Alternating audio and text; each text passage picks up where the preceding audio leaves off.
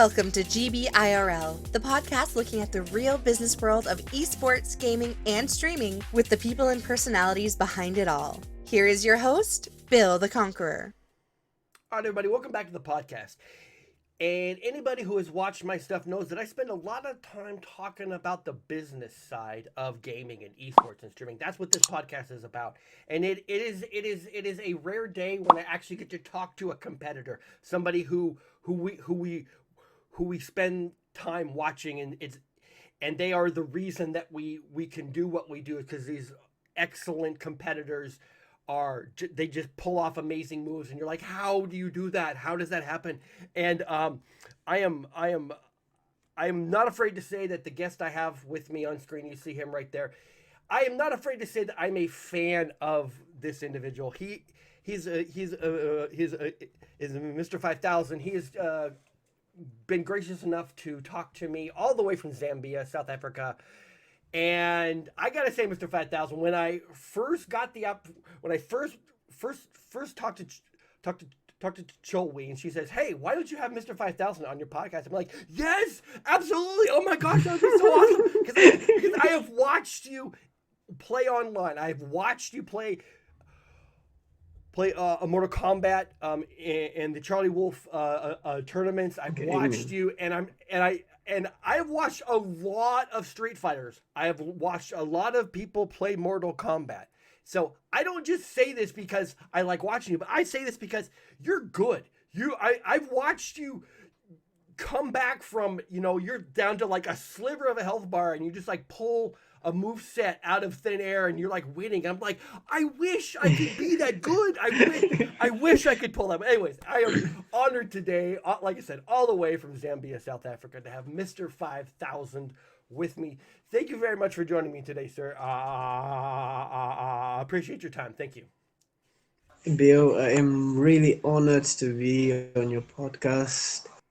Thank you for having me. No problem. So I don't know if a lot of people here in my country know too much about you. So just go ahead and give me a little background on who you are, what you do when you're not playing Mortal Kombat or Street Fighter or another fighting game, and sort of your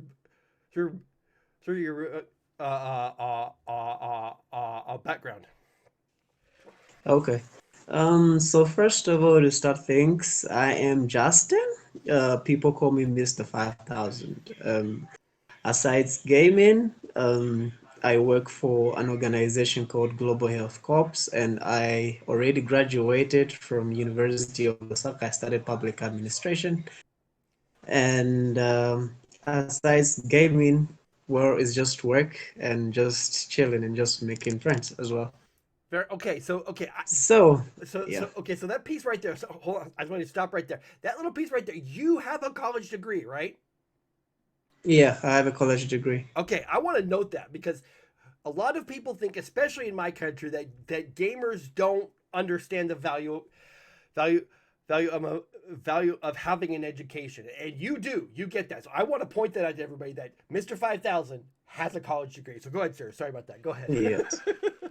Yes, I do have a college degree in public administration as well. Also trying to pursue my master's in the near future as well. So it's just gaming. I have a passion for gaming as well, but I also have a background in the school industry as well. Very nice. So you have so you love your gaming, you love fighting games. What was your very first experience that you can remember as a kid in your younger years? You're not old by any stretch of the imagination, but in your younger years, what was your first experience? You're like, this is awesome, I want to do this. When I was young, first of all, like, I wasn't really much interested in fighting games. But I remember there was a time when my mother bought me a game called Fun Station, and I used to play Mario a lot. So okay, I really got really good at that game. And I used to do tricks that no other kid would do. It's like, if I do it, people just say, "Oh, how did you do that?" So from that I started getting the experience, like, oh, okay, I'm really good at this game. And then I got an exposure, started to play MK. Was that MK3 at Sega Mega Drive? So I started playing MK. I fell in love with that game. Okay. I started learning combos, started doing all sorts of things that actually made me play that game at a competitive level. Though I never used to think that I was playing at a competitive level, but I just know that I used to beat most of my friends when it comes to the game, and they hated me for being good at the game as well. So, Okay. so it's like, yeah. So I guess at what point did you go from being Justin when you decided I need a name and I'm gonna call myself a Mr. 5000? Oh, okay, so the gamer name actually came from the community, the fighting game community itself. I remember there used to be a lot of tournaments that was held offline. So Mm-hmm. we had an office, like a combat office, that we used to go there to practice, where all the community met up with everybody and just play the game as well, and just practice and just play and have fun. So I used to win a lot of offline tournaments by then, and but by the time we used to meet every Sunday to go for the combat office practice, so it's like people just used to think that I used to press a lot of buttons at the same time. Whenever they look at my controller, they'll be like, "Dude, how are you pressing that fast?" So from there, the committee just said that, you know what, you press 5,000 buttons and it's just not fair for all of us. So people just started calling, no, this is 5,000 buttons. So as much as I tried to deny it, I just embraced it. And then I just removed the buttons and just made it Mr. 5,000. That's an interesting origin story. The fact that you didn't call yourself your name, Exactly. I everybody didn't call else. myself that. Everybody just thought you press 5,000 buttons, man. You press 5,000 buttons. It's not fair. You press 5,000. Like, dude, this is just how I play. So I actually just embraced it and just removed the buttons and just said, yeah, it's Mr. 5,000. See, and it's stories like that. It's that's a fantastic story because you already have you have built-in credibility with your community because they decided your name. You didn't decide your name. You didn't have to prove anything. Exactly. They decided for you. Yeah, this guy presses 5,000 buttons at once. His thumbs are actually that fast, right? Exactly. Yeah. Okay, so you're playing along. You're doing well. People are amazed. At what point did you realize, hey, I can turn this into an actual professional a career? Oh, so for me, because I actually never thought there were any esports uh, related organization that were interested in type of esports as they were. We only thought that those type of sports were just from the other side, like where the top dogs where we look up to are from. So Mm-hmm.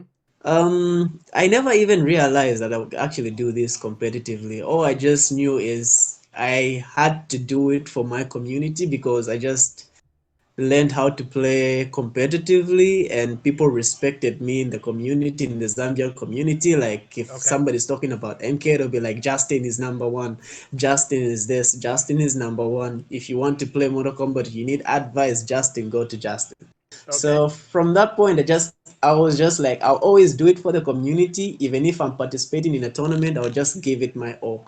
The only time I realized that I can do this professionally was the time Cholwe actually approached me and uh, talked to us like, yo, you know that with this type of records that you have, you can do this professionally and represent your country. For it, I was like, oh, for real, this can actually happen in Zambia. I was like, oh, yeah, okay, let's sit down. And then that's how I met Cholwe, and that's how she made me realize that I can actually do this professionally and be Mm-hmm. like the people I always looked up to, like Sonic Fox and the Right. rest of the guys that I looked up to. Yeah. So okay. So you're just playing to play. You're like, yes, I'm okay. People trust me because I have, I have I have a lot of accomplishments under my belt. And then somebody walks up to you and she says, "Hey, why don't you be in my org Exactly. and you can play professionally, represent your country. We can turn this into something really good on the level Yeah. of soccer or basketball or wrestling, an Yeah. actual sport. So when she first contacted you, when she first reached out to you to kind of start the conversation, did you think she was like joking or something? Did you think like, nah, this can't be serious, right? Yeah, yeah, like for real. At first, I was like, "Dude, are you for real? I mean, are you serious? Are we going to travel, like get on an airplane and travel to United States or travel to Kenya or travel wherever the world it might be where there's a tournament and get to compete as the Zambian folks? Are you sure? Or is this just on paper?" She was just saying, "No, this is a reality But and it's going to happen." But at first I was like, no, these are jokes. These are jokes. But I was just like, okay, let's go for it. Let's try it. okay, so you're like, okay, maybe she's serious, maybe she's trying to scam me. Yes. So okay, so what was the point where you're like, oh, yeah, she is serious. This is actually a thing. Oh, yeah, I do remember that. So the point that made me realize that okay, this is serious is that after we just signed the contract and I was part of Team Gematrix. Just like a few weeks later, we got an invitation to go compete for the Pro Series gaming tournament that was held in Kenya. Okay. And Cholo was like, "We're going." And I was like, "Are you serious?" And she was like, "Yes, we're going." And that's the day we even flying out. I couldn't believe, but we actually did fly out. I was like, "Oh, okay, this is happening. This is really happening." That's funny. That's awesome. Yeah. Okay, so you, that very first day, you get on the plane, you fly to Kenya, and you get off the plane, and then what happens? So we got off the plane, we in Kenya, live in Kenya. Right? I was super, super excited, Okay. and I just couldn't wait to actually play and actually show off my skill to the other gaming gamers in Kenya of what I could do. I went with such a confidence in a way that no one would actually beat me, and for real, no one actually took a set off me in Kenya Wow. Okay, because so of that mentality I went with. Yeah. and that's awesome because because I was going to ask the next question. How does I go? Okay, so you're with an org, you fly to a tournament, and you're competing. Were you nervous? And obviously, you're like, no, I'm just gonna walk in. I'm gonna destroy everybody. I'm gonna win. I'm gonna go. It's about time. Yes. It's like somebody hand me my trophy. I'm done now, right? Like for the Kenyan tournament, I'm telling you, I assure you, I actually went with that mentality where I had no competition that side. That's just the mentality I went with, and I Right. wasn't nervous at all. You can even check out the video the time I was playing the grand final. I was actually just laughing.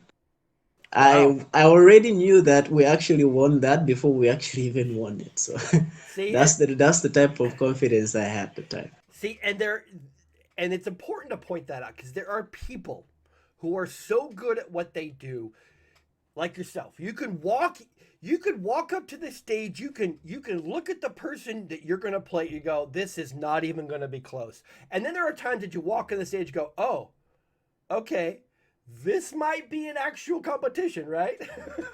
Yeah, yeah, yeah. I do remember. Um, yeah, so the time that happened really Right. was part of it was in South Africa. The time I traveled for SCGL season one in South Africa. So that was the time I was playing my nemesis, which is Brandon, because Brandon and I usually like take games off each other. Okay. He's like one of the best players in Africa as well. So the time I was actually playing him, I had a little bit of nerves, but I capitalized of his nerves because he also had nerves. So Okay. I Okay. capitalized and I just played my game better and actually ended up winning. Very nice. So yes. I have had those type of encounters. The next one I had was with Dragon in Ireland. That was like the biggest. Like I couldn't even just play Wow. my game. Yeah. Okay, so you go to Kenya, first tournament, you win, no problem. So when they give you the trophy and they give you the prize money for it, and you're like standing there, and you're like you got your trophy and your cash, and you're like, this is actually real. So you're holding the money, Yeah. so you're standing there holding your prize money. What's going through your head right then? I was like, yo, this is real. I actually won. What was just going through my head was by the time I had like a really bad phone. So I was doing I was doing it like, yo, the first thing I'm doing when I'm back in my country is I'm gonna get myself a new phone and I'm gonna buy myself a console because I never had a console. By then I just used to play off the community's at the community's gaming platforms. So Whoa, hold on a minute, right there. You've never owned your own console? before I won Pro Series, I never had a console. So okay, so you got good by playing on other people's consoles. Other people's consoles and the gaming parlors as well. Okay, that is one other piece I did not know. So you did not own your own Xbox or PlayStation. You used everybody else's stuff. You used the publicly available places, and Yes. you turned yourself into turned yourself into Mr. 5000. Yes, that's how that thing came up. I never had a console, but I used to practice from gaming parlors, and I used other people's consoles to actually play online and get good. So, yeah. Okay, I'm just gonna say right now, I'm gonna pull that quote right there, and I'm gonna put that on Twitter. I'll be like, Mr. 5000 never owned his own console until he won his first tournament. That is like freaking amazing. That oh, wow. Okay. Anyway, Yeah. okay. That story right there is the stuff of legend. I'm just gonna put that out there right now. That's like a legend. It's like I never owned my own console until I won my very first tournament, and then I bought my own console. Okay. Exactly. That's Yeah. okay. Okay, so speaking of consoles, now this is another vitally important question that I'm sure you'll get a lot of pushback on. Do you prefer Xbox or a PlayStation? For my own personal reasons, I prefer a PlayStation. Okay, okay, okay, and Yeah. why is that? Reason being, Why is that? reason why is that is I just like the feel of the PlayStation's controller. I feel the controllers are actually better than the Xbox when it comes to playing Mortal Kombat. Okay, But the Xbox controllers are better for FIFA and other shooting games. But okay, for me, when it comes to Mortal Kombat, I prefer the PlayStation controller. I think it's easier for me to press and just do what I just need to do, and it's easier for execution as well in terms of combos and stuff like that. And okay, that's why I prefer the PlayStation. okay. Good to know. Good to know. Now you win your first tournament in Kenya. You get your prize money. You want to buy yourself a phone, buy your own console. You come back home to Zambia. You come back home, you're feeling good. How long until you start signing autographs? Oh, um, the thing is, in Zambia, you have to fight to get the exposure for the esports industry. Okay. So not many people actually, okay, many people were watching in Kenya, like the whole gaming community in Zambia. We had so much support, Mm-hmm. but we just don't have the level of exposure, especially of being an esports celebrity and stuff like that. So a few people, yes, might know that you exist. You might sign a few autographs, but Right. it hasn't yet been recognized, like fully recognized as a good industry that people can actually become celebrities and can actually earn money out of it and can actually be signing autographs and stuff like that. So, So okay, so would it be fair to say you're probably more popular in Kenya or in or Kenya, or yes, in Kenya, South Africa, and yeah, in other places. In Zambia as well, I am popular, but not that popular.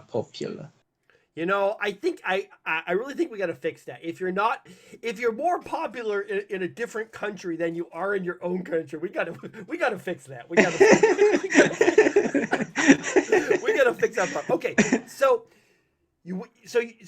I watch you very frequently on YouTube when you're competing in various events like Charlie Wolf's tournaments he puts on. How much work do you put in now? Because you've been doing this long enough where you have the support, you have your own console, you have Yeah.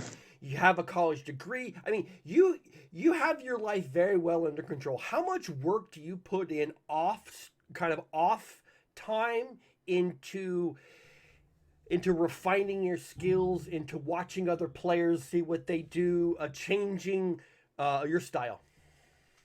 Okay.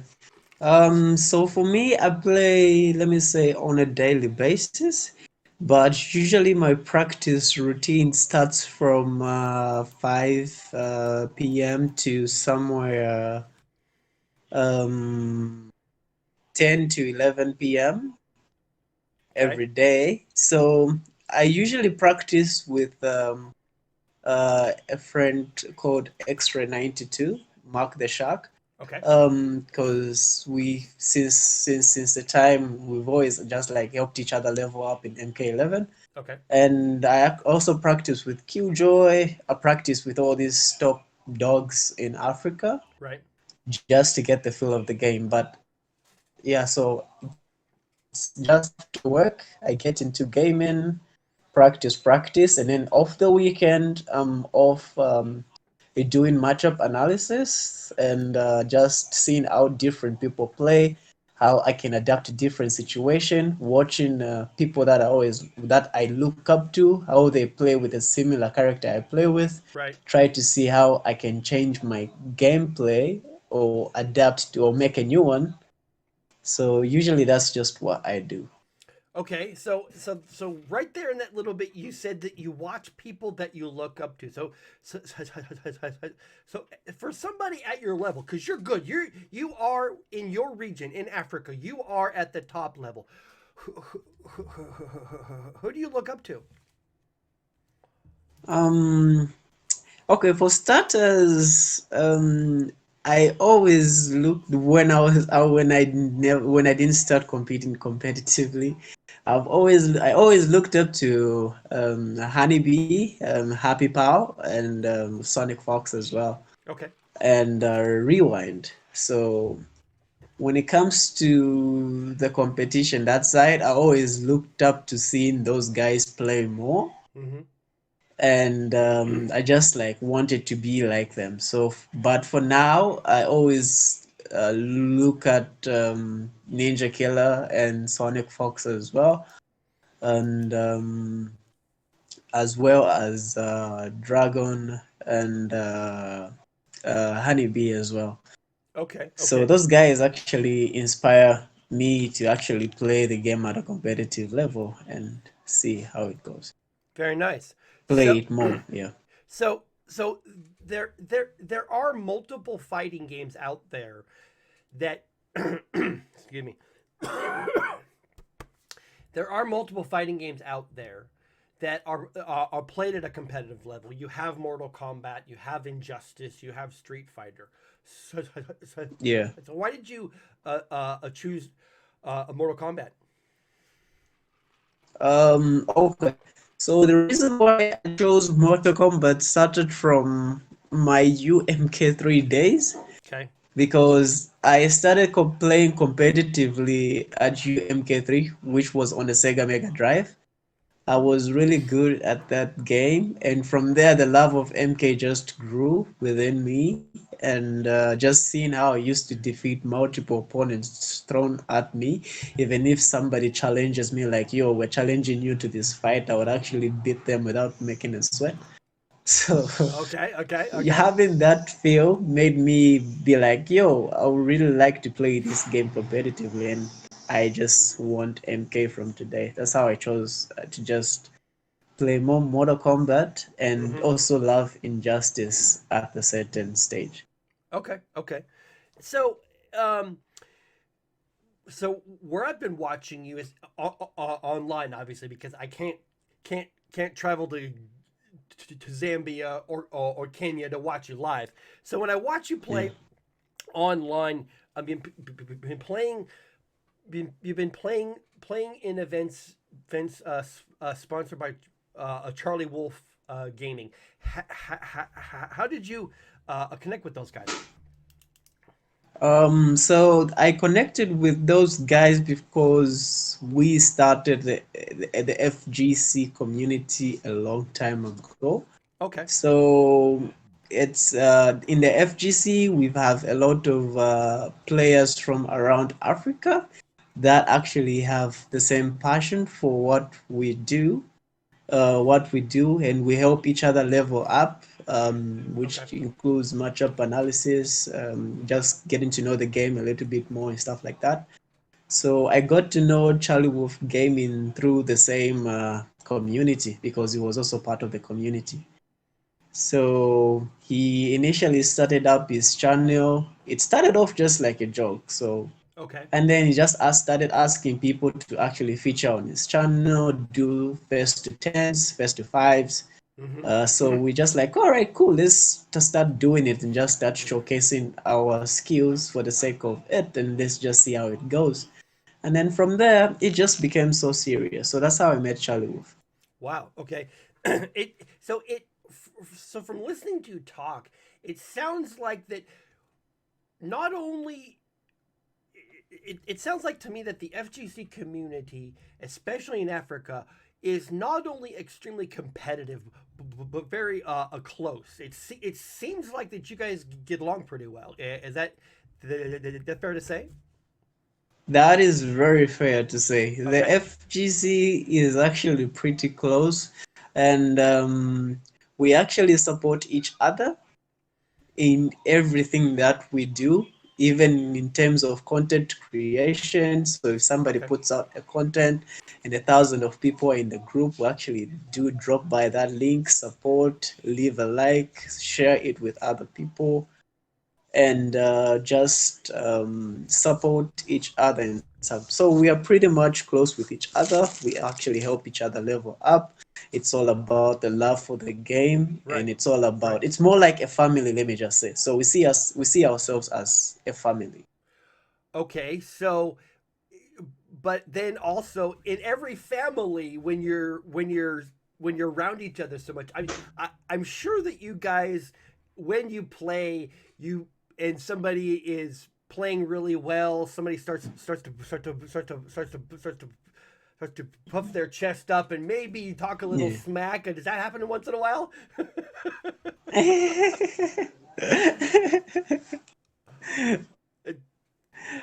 So you're talking about trash talk, I'm definitely the talking about trash FGC. because here's the thing.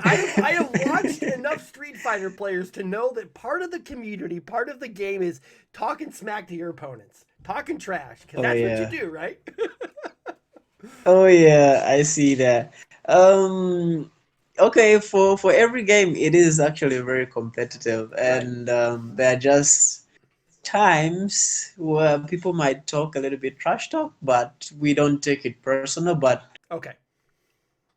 I don't think a lot of actually do actually talk trash talks in our community. Oh. But there Okay. are some that actually talk trash, but a few only respond to that.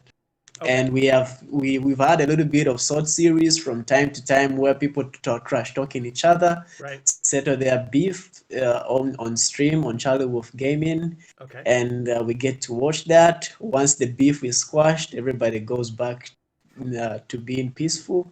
Okay. So that's just the way we roll. Nice, nice. So, so when it comes to events, I would like to see you in more events. I would like to eventually, when the world decides to open back up, I'd like to get you over to our country to have you compete, compete at Evo, because Evo is like the very top end when it comes to fighting Yeah. games in North America. I'd like to get you over here. But I do Okay. know recently in the news, you were trying to travel to the Ukraine, I believe, and you had some Yes. Yes. and you had some issues with your visa. So sort of talk about that a little bit. Okay. So I was sorry about that. No I problem. was supposed to go to Ukraine. I got invited for the We Play tournament that was supposed to be held on the 25th of last month. Right. So I couldn't travel because my visa came in late because the Ukrainian embassy actually said they needed more than 10 days to actually process my visa. So by the time we submitted the visa, we didn't have enough time because I was supposed to fly out earlier. Okay. So my visa wasn't approved on time, but it was approved last week after the event. So Okay. Good. that's what really just happened, yeah. Okay, so then does that mean going forward, if there are more events in Europe, whether Western Europe, Eastern Europe, the Ukraine, maybe even in India somewhere, will you be going to those? I will be going to those. The only thing I would just like to say is at least give people coming from the southern south, maybe Africa, just a little bit more time to prepare for visas Okay, because it becomes a little bit tricky. Maybe just like if an event is like a month away, at least give them the news like a month before so that they get their right. documents ready. By the time the event is there, they'll be ready to go and fly out. Got it. Okay, so speaking of events, what would it take? Because I want this to happen. What would it take to get you from Zambia all the way over here to Las Vegas, Nevada to compete? What it would just take is just an invitation. I'm only an invitation, and what Okay. I'm only an invitation away, and yeah, maybe just a plane ticket. Okay. Because I think Yeah, I think that the North American FGC would love you. You're very good at what you do. You're personable. You enjoy the community. You enjoy the game in general. That's what's most important. You enjoy the yeah, game in general. And yeah, I think that the North American FGC would love you. I'd love to see you on Twitch once in a while or Facebook Gaming, whatever. Because I think yeah, I've watched you enough on Charlie Wolf to know this guy is good. We need to get him out there to the world so people can go, oh yeah, yeah, that's the guy from Zambia, Mr5000. We got to get you yeah. out in front of more people. So you're obviously a young man. You finished your college degree. You're going for your master's. You Yes, have a job. You have a career. yes. Things seem to be on the right track. Have you put any thought into your long term goals? And those goals can be in gaming, or or even outside of gaming. Okay, so yeah, I have put actually my thoughts, and because I want to become an esports mentor. Okay.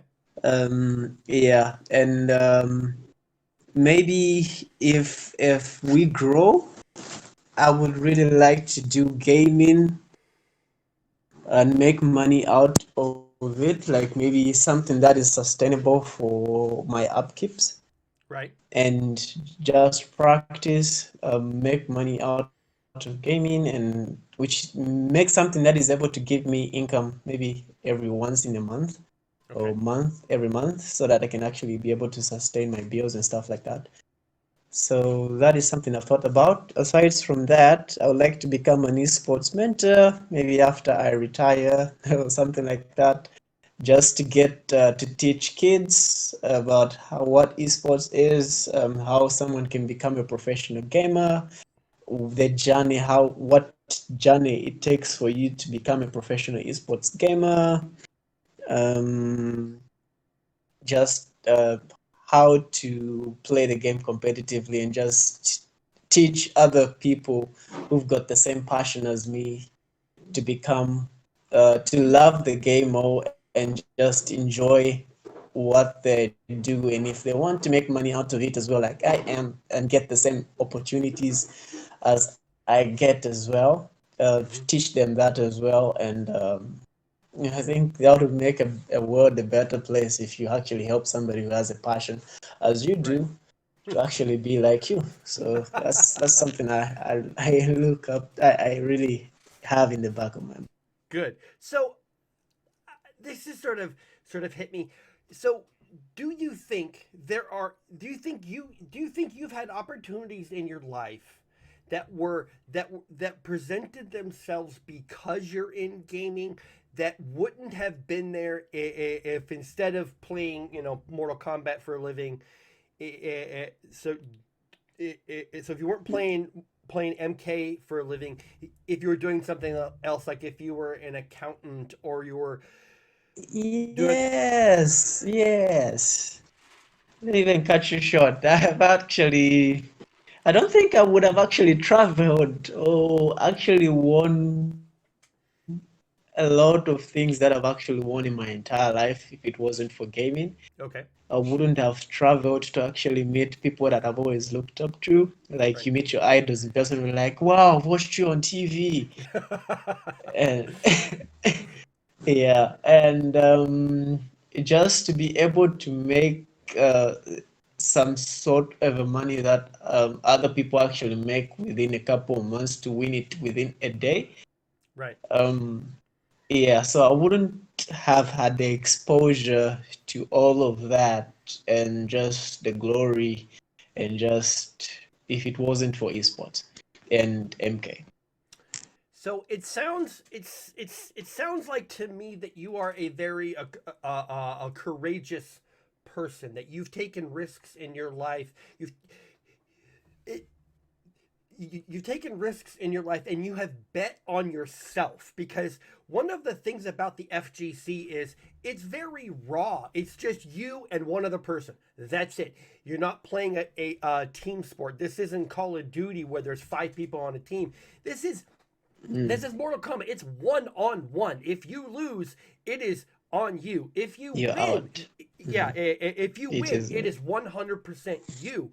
And and that's why I love the FGC. It's very raw in that you can't blame anybody but yourself. Now, everybody has Exactly. and I see this happen online a couple times where maybe the connection isn't the greatest and you lag out or something's delayed, whatever.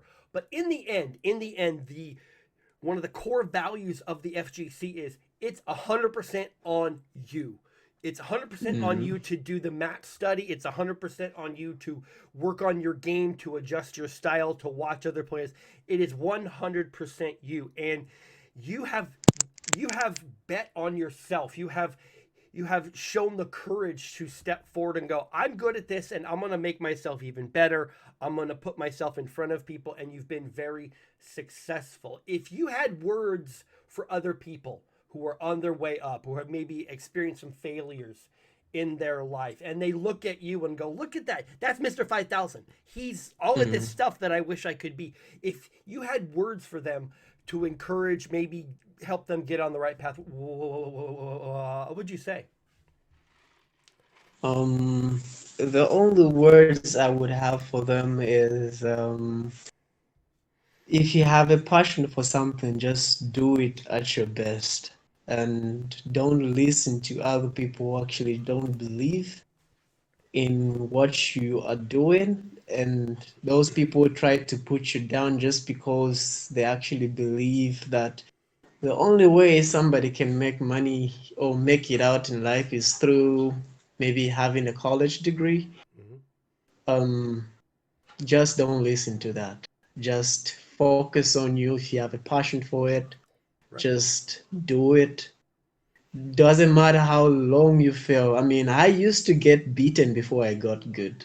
I mean, I used to, before I got good in MKX, so yeah, I used to get beaten because some of my friends already had the game before me because I never had a console.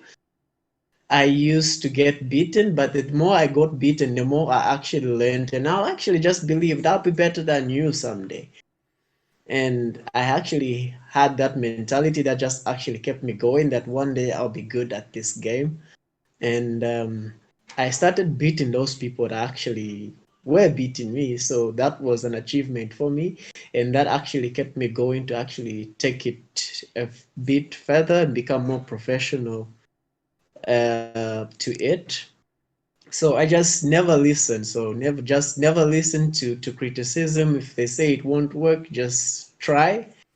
If you fail, you fail, but just keep trying until you actually achieve the results that you actually want at the end of the day. Just do it, practice, go for it. If it fails, you did it your best, but if it doesn't, at least you tried. Just don't sit back because you listened that it will fail, and then you just sit back saying, okay, it might fail.